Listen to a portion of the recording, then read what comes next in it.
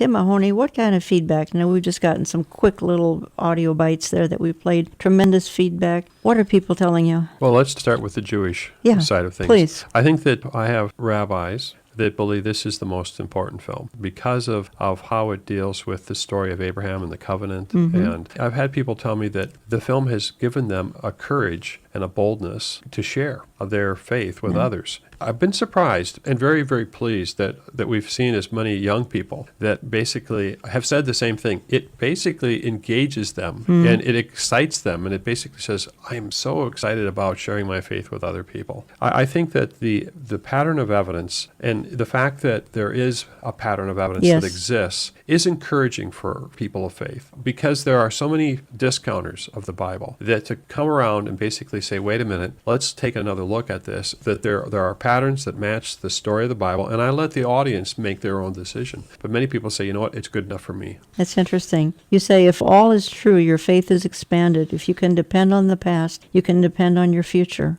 And that's important. It is. Yeah, I mean, it's huge for Christians anyway. You know, it's called a testament, right? And a testament is actually a word for testimony. And so there's a past testimony and there's a future testimony. And what we're saying is that if we can believe in this past testimony, then we can believe in the future testimony.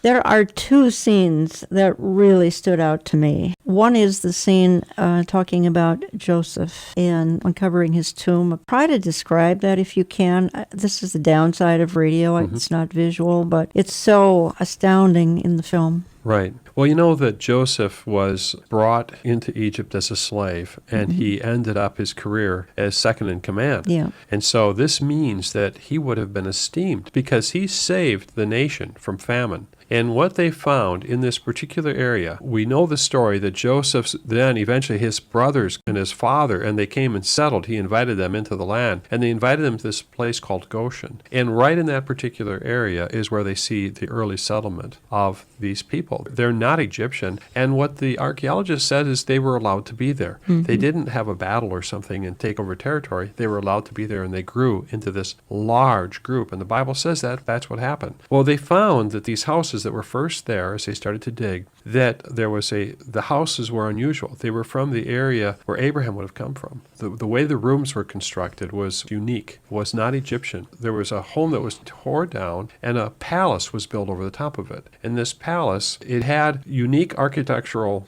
things that sort of corresponded. In the very beginning, it had 12 pillars in the front. And we know about Joseph and his brothers, there were 12. And we also know that there was a cemetery, and in the cemetery, they had different types of graves, but they had some major graves, and there were 11 major graves with one pyramid tomb. Very unusual. And when they uncovered this pyramid tomb, what they discovered was that it had a statue in it. And the statue actually had been destroyed. Somebody was very angry and destroyed this statue. And what we find about that statue is that this person was not an Egyptian. He was actually a Semitic type person. He had light-colored skin. And he had reddish hair, and he had a multicolored garment. He also had a throw stick of authority. And so here we have, in the very area the Bible speaks about, a person who matches, in some ways, the character of Joseph. And then we have these other tombs. And they find in these other tombs that they were wealthy sort of princes. And they had daggers, and they were buried not as Egyptians, but they were buried as Semitic people, matching the story of Joseph and his family coming in. And so we took the actual archaeological dig site drawings and built. So when you look at this in the film, as well as when we look at Jericho, you're looking at the very archaeological dig site rebuilt. Fascinating. It was one of the highlights. Here's what ended up happening is when the archaeologists got there, they found out that the tomb had been broken into, and the bones were missing.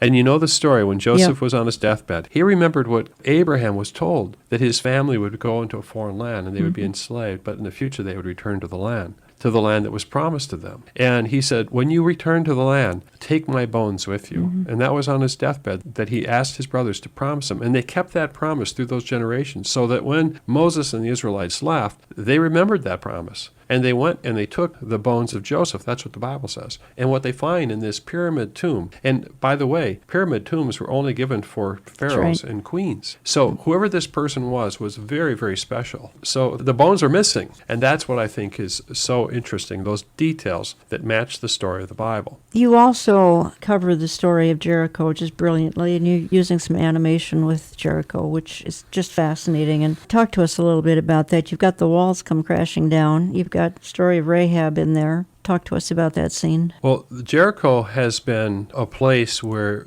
much of the doubt of the Bible came from. When Kathleen Kenyon dug there, she basically said that according to her understanding of when the Exodus was supposed to happen, if we go back to the time of Ramesses, 1250, that this didn't match the story of the archaeology. But what she did do is she confirmed. And what you'll see is that a lot of time archaeologists will confirm the story, but their disconnect is they're suggesting it happened at a different time. And what they found, and before Kathleen Kenyon, there was other archaeologists that showed up, and I believe it was Zelen was the first. He was a German. I kept hearing about this Zelen, and what they were saying was that there was this city and that it had actually fallen down, and Kathleen then said that after it had fallen down, it was set on fire, and it matched the biblical story. But I kept hearing about the Germans. Well, what Zelen found was that not all of the wall fell down. On the north side, he found that there were still houses that remained. What we realize is that the Bible says that Rahab hid these spies, and she said, we've heard about this God, and the whole city's terrified. And they made a promise to her that they would, if their whole family was in that house, that they would spare it. Well, that's what Zelen found, was that part of this whole area, somehow it didn't collapse. Yeah, it's amazing. It had to be supernatural. It matches the story, and that's basically how Patterns of Evidence is looking. It says, what does the Bible say? And that's the thing I've enjoyed about this as a filmmaker. What does the Bible say, and can we find the pattern? You know what else would happen is that we have Passover. And during that particular time, and the Bible says that God said, do not take the grain. You know, normally you take a city and grain is like gold because you can just take it and feed yourself. Well, they found all over the city that there's this grain that was left and it was burned, but it wasn't taken. And that's what the archaeology found, matching again the story of the Bible. Somewhere in the film, you say that archaeologists have become academics. Just no need for the Bible. At one time, were archaeologists not academics? Well, what I would tell you is that the original intent of Egyptology, a lot of these people came with a Bible in one hand and an excavating tool in the other. They were searching for the Bible. They were searching for evidence of the Bible. And they were churchmen, people interested. So it was actually funded, and this is what I've heard, is that the early days of this type of archaeology in Egypt and the Holy Land was funded by the church. The church actually created this, people that were interested in connecting the stories of the Bible. And you know, when the great breakthrough happened with, all probably heard of the Rosetta Stone. The Rosetta Stone is a stone that was actually fought over by the British and the French. And it was a stone that was found that had, I believe, Greek and two forms of Egyptian hieroglyphs, two different types of writing. And it took years, but a man by the name of Champollion, a Frenchman, decoded that. They felt that would be the opportunity to go into Egypt and discover what was written. And Champollion also knew the Bible. And in the very beginning, he went and traveled throughout Egypt, deciphering, and he was new at it, so he was new at the language. Because we say, well, how in the world did all this be discovered, and how did people understand about hieroglyphs and what they mean? Champollion was the man. He saw a name that he connected with the Bible, Shishak and Shoshank. He saw this name, Shishak, that the Bible talks about, that came in and came up into Israel and took over these cities. And he connected it with another pharaoh that he saw called Shoshank, and he thought maybe these two are connected. And we have a lecture series that we talk about that with David Roll as an Egyptologist who identified that connection and saw that actually Champollion misinterpreted. And from that point on, a lot of Egyptian history started to synchronize around this Shishak-Shoshank connection between these two pharaohs. And in that lecture series that we have, we basically show where that disconnect happened, but no one's ever corrected it. The challenge here is that we're saying is that, and I had to ask this question myself, I also saw that affected other connections in the Bible as well that we're going to talk about in the future films. Are you going to go chronologically through the Bible? Yes. The plan now is we covered did they exist in Egypt and did they show up in the Promised Land? The next film is sort of the route of the Exodus. Which way did they go? What sea did they cross? You know, some people say, well, how much water can God God part? I won't answer that right now.